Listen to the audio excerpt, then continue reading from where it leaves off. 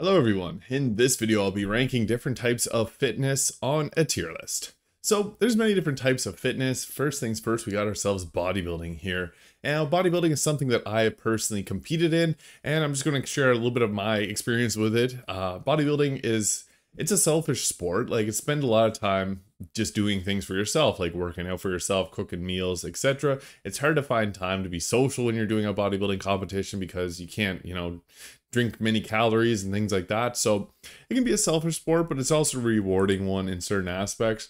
There is a lot of toxicity in bodybuilding though, and a lot of people like to tear each other down with a random crabs in a bucket mentality. So I'm going to put bodybuilding in the B tier. There's better fitness options out there, but bodybuilding can be fun. It's one of the lower risk ones if you're not, going too intense with it. If you're just doing bodybuilding style workouts, there's less of an injury factor there than some of the other forms of fitness, and bodybuilding workouts are fun about chasing a pump. So there's some pros to it, but the overall toxicity of the overall, I guess, community in bodybuilding takes it down a peg, and I see it across the world, unfortunately. So it's, again, a sport based on people's subjective opinions on your appearance, so that causes, some people to be a little bit more toxic than others. So next we have calisthenics. Now this is something that's interesting. It's bodyweight movements. I think it's a really good form of fitness. If you're looking at any of the athletes that compete in this, they are all ripped to the bone and just overall crazy. It's bodyweight fitness, and that's really, at the end of the day, all you got your body. So I think it's a great type of fitness, and some people might be mad that I put this above bodybuilding, but look at the people that do calisthenics. They could also be bodybuilders, and they're not really lifting heavy weights. So it's a nice type of fitness that's more accessible to some, but yeah, A tier for that. Next we have combat, and this is a funny one. I'm going to put that probably a little bit above bodybuilding. Now, I've trained MMA in the past. I'm not a massive fan of it, but it is, a really great workout. If you ever do a kickboxing or MMA, any type of combat-based workout, you're going to be, out of sweat. You're going to be sweating out of breath and have a really great workout. It's good for burning a lot of calories. It's also good cathartic release. So if you need to hit some things, hitting some pads or hitting someone that consents to it's always a nice option there. So yeah, combat B tier. Next we have CrossFit. Now there might be some CrossFit fans that are watching this that'll absolutely hate this. I should put it in the F tier due to the high injury rates and just, I don't know. I'm going to put it in the C tier though. C for CrossFit, I guess.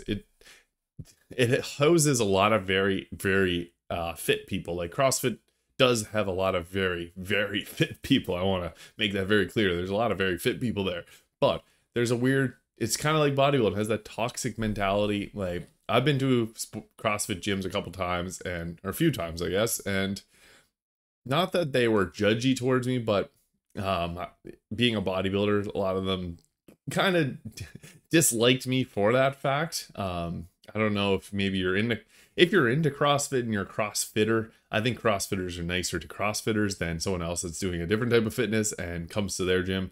There's a lot of hate for some reason from CrossFitters. Like, I know some very great CrossFit people, but there's also some very toxic ones out there. So it's, I guess, similar to bodybuilding, it attracts some toxic people because it's more of an intensity-based workout than, taking care of your body. So yeah, C tier for CrossFit. Next, we got endurance sports. I'm going to put that in the A tier as well. Endurance-based sports are very challenging. I know some people that run Ironman, long distance running, and I can never imagine myself being able to do that. So there's some terrific athletes in any type of endurance. I know there's going to be some people mad that I put this above combat and bodybuilding, but if you know anyone that's ran long distance, like marathons or longer, go talk to them about the preparation they put into it, and you'll see these people are serious athletes. It takes a lot to be able to do endurance work. So I want to put that in the A tier. Might upset some people, but that's okay. Next, we got Olympic weightlifting. Now, I love Olympic weightlifting. I'm going to put it in the S tier because, oddly enough, one of the lowest injury rates in sports, despite doing some of the most intense exercise. The difference between CrossFit and Olympic lifting, they both use similar exercises. CrossFit uses the clean and jerk, so does Olympic weightlifting. They both use the snatch. But in Olympic weightlifting, you perform the reps with the utmost care. It's all about one rep versus doing 20 of them as fast as possible. And there's a huge difference there when you're, going for a single rep max and you're not doing it over time. Like, it's just a single rep, put all you got into it. Training Olympic weightlifting is very, very rewarding.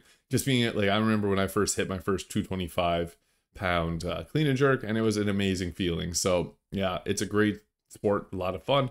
I think I'm not being biased here. Like, I did train it for a while, but tore my pec and doing powerlifting, and I wasn't able to, get back to Olympic weightlifting yet. So I miss it dearly. Next, we have IPF, the International Powerlifting Federation. I want to put that in the A tier. There is, similar to bodybuilding, there is some toxicness to the powerlifting community. But the thing is, when it comes to bodybuilding, you're basing it off of looks, and that's subjective. When it comes to powerlifting, did you lift 500 pounds? Yes or no? It's objective. You can, if you go into it and everyone's in untested or tested categories, so it doesn't have, well, it's kind of hard to say if they're actual tested categories. But with the powerlifting community, it's a bit more healthy competition, because it's like, can you lift 500 pounds? Okay, well, why not 505 pounds? It's all about just bettering your numbers, not so much bettering your looks. So I find a bit less toxic in terms of powerlifting.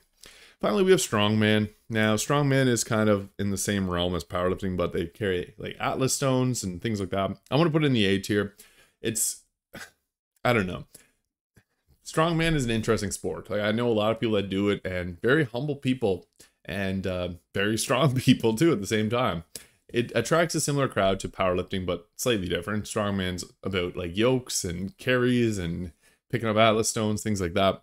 It's a very intense style of workout. I've done it, and it completely crushes you, because it's using every ounce of muscle in your body to get the weight up and carry it and keep yourself from snapping your back in half. So very good exercise type. But yeah, there's my tier list. Olympic weightlifting, number 1, powerlifting, strongman, calisthenics, endurance, combat, bodybuilding. You might even be able to put combat up a little higher, or bodybuilding. Really just depends. I just think the amount of hate that there is in bodybuilding takes it down a peg, and there's a lot of controversy in the sport as well. So it's a tricky one to have ranked at the A tier. So yeah, there it is. Let me know in the comments where you would rank these. Always curious to see. And thank you so much for watching. I'll see you in the next video.